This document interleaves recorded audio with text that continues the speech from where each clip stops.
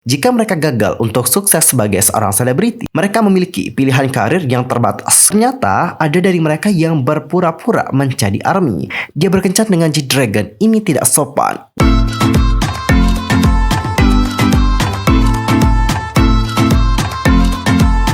Annyeonghaseyo Cengedul, user Kim Emida, welcome back to my YouTube channel. Nah, gimana sih kabarnya hari ini? Baik-baik aja dong ya. Dan buat kalian semua yang lagi dalam kondisi nggak baik-baik aja, keep fighting guys, don't give up. Nah, jadi untuk hari ini kita akan membahas tentang topik-topik terhangat seputar dunia K-popan yang pastinya sangat sayang banget untuk dilewatkan. Dan supaya kalian gak ketinggalan update informasi terbarunya, yuk buruan subscribe channel aku sekarang juga. Dan jangan lupa juga buat like, comment, dan share kepada teman-teman yang lain. Dan berikut adalah berita selengkapnya.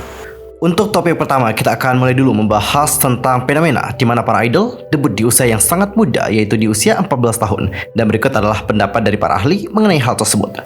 Ketika grup K-pop menjadi lebih muda dan lebih muda, anggota di awal masa remaja mereka tidak lagi menjadi hal yang tabu. Idol berusia 15 sangat umum, sehingga usia mereka hampir tidak mendapatkan perhatian lagi. Anggota berusia 14 tahun masih mengenyitkan alis, tetapi tetap menjadi umum di kancah K-pop arus utama. Arus utama dalam artian bahwa mereka debut sebagai artis K-pop yang sah, bukan sebagai bagian dari proyek khusus untuk menjadi bintang cilik dan mendapatkan popularitas yang signifikan. Idol K-pop yang memulai debutnya di awal remaja bukanlah hal yang baru. Debut penyanyi Boa pada tahun 2000 pada usia 13 tahun dan debut dari Taemin, member boyband SHINee pada tahun 2008 di usianya yang menginjak 14 tahun adalah beberapa contoh yang mengejutkan publik pada saat itu. Namun, ide Maknae berusia 14 tahun, istilah Korea untuk orang termuda dalam sebuah grup, menjadi kurang mengejutkan bagi penggemar K-pop, terutama sejak tahun lalu. 3 anak berusia 14 tahun memulai debutnya tahun ini saja. Yang terbaru adalah anggota ISO dari girl group AIBE yang debut minggu lalu. Lahir pada tahun 2007, ia menjadi idol termuda yang debut di kancah K-pop yang mainstream. Sebelum ISO, anggota Jepang yang bernama Mire dari girl group TRIBE dan Jian dari girl group Lightsome juga debut pada tahun ini di usianya yang menginjak 14 tahun. Tren idol yang sangat muda tidak terbatas pada bintang wanita saja. Jongseop dari boyband P1 Harmony dan anggota Jepang Nikki dari boyband ENHYPEN berusia 14 tahun saat debut akhir tahun lalu. Lee Gyu-tak, seorang profesor studi musik dan media di George Mason, Universitas Korea, mengatakan idola K-pop di awal masa remajanya tentu saja belum pernah terjadi sebelumnya. Tetapi saya merasa tren ini telah meningkat akhir-akhir ini, sebagian dikarenakan program audisi trot. Trot sendiri adalah genre musik pop Korea yang optimis dan mencapai puncak popularitasnya dari tahun 1950 hingga tahun 80-an. Genre ini juga telah mengalami kebangkitan dalam beberapa tahun terakhir berkat program audisi hit untuk penyanyi trot, mulai dari Miss Trot tahun 2019 hingga tahun 2021 di TV Chosun dan Mr. Run pada tahun 2020. I kembali melanjutkan, banyak kontestan anak telah muncul dan mendapatkan popularitas di acara audisi trot. Karena trot kebanyakan dinikmati oleh generasi yang lebih tua, melihat anak-anak tampil di acara seperti itu seperti menonton pertunjukan bakat yang lucu dan tidak nyaman untuk dilihat. Ini tumpah ke kancah K-pop. Gagasan tentang kontestan yang sangat muda menjadi normal, membuat publik semakin menerima bintang K-pop yang sangat muda. Masalahnya adalah, sementara program trot mengharapkan mereka atau kontestan anak-anak untuk tampil seperti anak-anak mereka, audisi idol bahkan mengharuskan mereka yang berusia remaja awal untuk berperilaku seperti artis K-pop yang profesional. Saya tidak yakin seberapa pantas bagi anak-anak untuk bertindak terlalu dewasa untuk usia mereka. Namun, ada sisi positifnya untuk memulai karir K-pop sejak usia dini. Menurut kritikus budaya pop Ha Jae-kun, hal positifnya adalah talenta muda dapat mengembangkan sayap mereka dan melakukan apa yang mereka sukai sejak usia muda. Memang, para pendatang baru berusia 14 tahun yang disebutkan di atas telah banyak dipuji bahwa mereka sama berbakat dan terampilnya dengan anggota yang lebih tua. Dalam kasus boyband, banyak penggemar benar-benar menyambut kenyataan bahwa anggota muda Korea punya cukup waktu untuk membangun karir mereka sebelum harus mendaftar untuk wamil. Namun, para ahli tetap waspada tentang konsekuensi potensial. Jadi, idol di awal masa remajanya sedang tumbuh, di mana mereka seharusnya bersosialisasi melalui interaksi teman sebaya di sekolah dan menikmati membuat kenangan masa kecil. Memulai debut di usia yang begitu muda biasanya berarti mereka kehilangan pengalaman seperti itu. Dalam kasus terburuk, jika mereka gagal untuk sukses sebagai seorang selebriti, mereka memiliki pilihan karir yang terbatas karena kemungkinan besar mereka kehilangan sebagian besar pendidikan mereka karena aktivitas menjadi seorang idol. Lee Myung-ho, seorang profesor psikologi di Universitas Dankook yang berspesialisasi dalam psikiatri anak dan remaja, mengatakan ketika remaja muda menjadi idol atau calon K-pop, mereka pada dasarnya mengikuti pelatihan kelompok yang terisolasi. Isolasi dan kurangnya interaksi teman sebaya pasti akan mempengaruhi perkembangan psikologis anak dan mekanisme coping di kemudian hari sebagai orang dewasa. Bahkan jika mereka menjadi bintang, ada kemungkinan besar bahwa mereka akan merasa sulit untuk menangani emosi mereka atau menjadi tangguh ketika menghadapi stres. Mereka mungkin juga sangat terpengaruh oleh komentar kebencian, kemudian menjadi tidak mampu mengatasi dan berubah menjadi perilaku merusak diri sendiri yang telah kita lihat dilakukan oleh banyak selebritas. Kurangnya sosialisasi adalah masalah yang lebih besar daripada bolos sekolah. Faktor lain yang menyebabkan beberapa orang khawatir tentang idol yang sangat muda adalah perubahan tren di antara girl group K-pop. Citra yang sopan dan lugu telah keluar dan tindakan wanita telah beralih ke menggambarkan wanita dewasa berpikiran kuat, yang berarti anggota kelompok gadis muda seringkali harus menyajikan citra yang terlalu dewasa atau bahkan seksual yang tidak sesuai dengan usia mereka.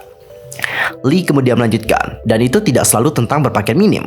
Apa yang menurut saya merasakan adalah ketika idol di awal remaja, mereka menggambarkan identitas yang terlalu muda untuk mereka pahami. Ketika saya melihat bintang yang sangat muda menyanyikan lirik emosional yang dramatis, saya bertanya-tanya, apakah mereka benar-benar mengerti apa yang mereka nyanyikan? Kemudian penampilan mereka dari lagu tersebut berakhir dengan kurang mendalam. Dan salah satu kritik khas terhadap K-pop adalah bahwa itu adalah sistem pabrik, bahwa para idol hanya melakukan apa yang telah dibuat oleh agensi mereka untuk mereka. Stereotype ini akan semakin diperkuat jika lebih banyak remaja awal yang terus debut sebagai idol K-pop dan menyajikan lirik yang bahkan tidak mereka pahami karena mereka terlalu muda. Tentu saja, artis tidak selalu menyajikan tentang pengalaman langsung mereka, tetapi ketika pemainnya terlalu muda, sulit untuk menerima musik sebagai milik mereka sepenuhnya. Acara audisi K-pop karena mereka berpusat di sekitar train yang belum debut, menampilkan calon yang lebih muda di televisi. Wonyoung yang memulai debutnya kembali di bulan ini sebagai anggota IBE, berusia 13 tahun ketika ia muncul di program audisi Mnet Produce 48 pada tahun 2018. Dan dia berusia 14 tahun ketika debut sebagai member dari iQOO.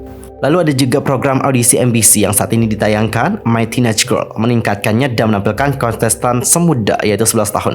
Hanya satu dari 83 calon yang lahir sebelum tahun 2000. Tentang usia yang sangat muda menimbulkan kontroversi sejak episode pertama, setelah video penampilan di bawah standar dari lagu Non-Stop dari Oh My Girl oleh dua calon idol di program tersebut menjadi viral di YouTube. Namun klip dua gadis yang dimarahi oleh juri acara itu berhenti menjadi lucu bagi banyak pemirsa setelah mereka menyadari bahwa gadis-gadis itu baru berusia 14 dan juga 15 tahun. Profesor Lim kemudian mengatakan dimarahi oleh juri selebriti di televisi nasional dan memiliki klip momen memalukan kamu yang diposting di internet hampir selamanya jelas sangat traumatis bagi anak-anak. Saya bahkan akan mengatakan itu adalah bentuk pelecehan emosional yang dilakukan atas nama bisnis pertunjukan. Kontestan anak-anak itu tidak dilindungi sama sekali. Tidak ada anak yang boleh mengalami pengalaman traumatis seperti itu. Seharusnya ada batasan yang lebih tinggi, mungkin legal pada usia kontestan acara audisi. Para ahli juga percaya bahwa tren ini tidak akan mati, jadi mereka menyarankan perlunya membuat rencana tanggapan.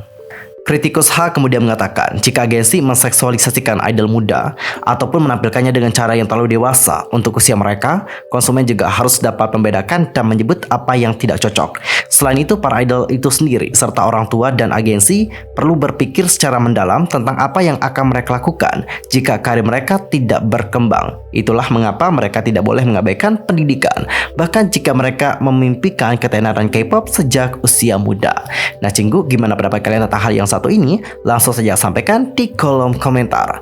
Dan kita akan masuk ke topik yang kedua, yaitu tentang akun palsu yang menjelekkan nama ARMY dan juga BTS.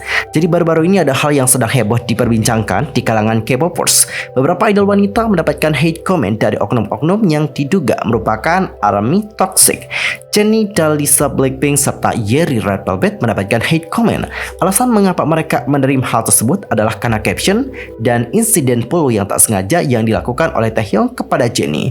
Meskipun sudah dijelaskan oleh Taehyung bahwa itu tak disengaja, banyak yang memberikan hate comment kepada Jennie Blackpink. Setelah itu, banyak netizen yang merasa geram dengan oknum yang toksik. Namun setelah ditelusuri lebih lanjut, akun-akun yang memberikan hate comment kepada idol-idol tadi tidak semuanya merupakan ARMY.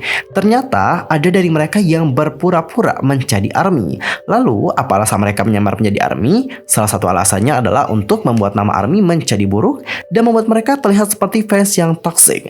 Memang tak dapat dipungkiri bahwa dunia sosial media penuh dengan kepalsuan. Siapapun dapat menyamar menjadi siapapun, termasuk menyamar menyamar menjadi penggemar BTS padahal dirinya bukanlah penggemar BTS.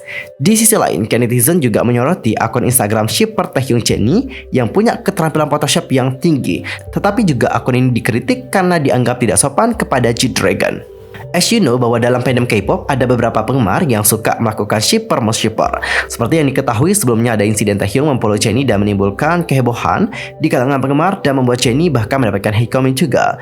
Melihat kejadian tersebut, Knet juga membicarakan akun Instagram yang terkenal yang kerap kali menshipperkan V dan juga Jennie. Bahkan akun ini juga seringkali membagikan hasil Photoshop V dan Jennie yang terlihat sangat serasi.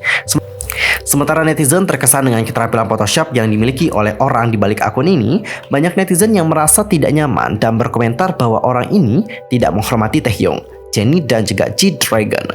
Selain itu, netizen juga mengkritik bahwa Jennie menerima lebih banyak komentar jahat karena orang-orang yang menshipperkannya bersama dengan V. Adapun komentar-komentarnya antara lain, dia berkencan dengan G-Dragon, ini tidak sopan. Wow, keterampilan Photoshop sebenarnya sangat bagus, tapi ini tidak sopan. Aku harus jujur, visual mereka memang terlihat sangat serasi. Dia dan Kai lebih cocok, Human Gucci dan juga Human Channel. Kenapa mereka terus melakukan ini saat Jennie punya pacar? Konyol sekali, tolong tinggalkan Jennie sendirian. Photoshopnya dilakukan dengan cukup baik. Dia berkencan dengan GD, kasar. Wow, tapi itu menarik, mereka terlihat sangat serasi. Sejujurnya, dia lebih cocok dengan pria seperti V daripada Ajusi seperti GD. Tapi tidak peduli bagaimana menurutku, Jennie dan GD tidak terlihat cocok bersama. Kenapa dia berkencan dengannya? Dan bagaimana pendapat kalian tentang hal yang satu ini? Langsung saja sampaikan di kolom komentar. Sementara itu, Jennie dan V memang kerap kali dishipperkan. Di YouTube sudah banyak sekali penggemar yang baper akan momen-momen singkat mereka. Bahkan di situs King Choice dalam kategori 100 pasangan kapal K-pop paling favorit 2021, mereka berada di peringkat ke-8. Namun, balik lagi, tentu hal ini sangatlah disrespectful terhadap pasangan dari Jennie, yaitu G-Dragon.